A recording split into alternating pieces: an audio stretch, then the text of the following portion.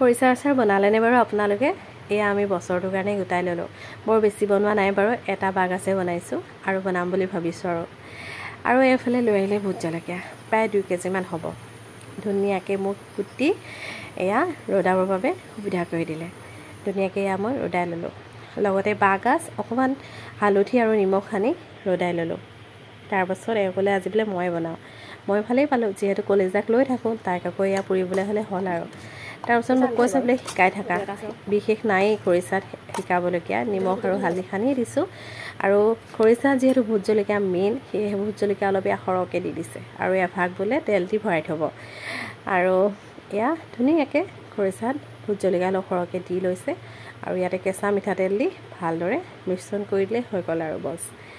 এয়া আগৰ পাত্ৰটো সৰু হ'ল, সেয়েহে এয়া ডাঙৰ এটা পাত্ৰ আনি ভালদৰে মিহলাই দিছে। দেখিব খাওঁ খাওঁ লাগিছেনে? মোৰ হ'লে কথাখিনি কৈ থাকোঁতেই খাবলৈ মন গৈছে জানেনে?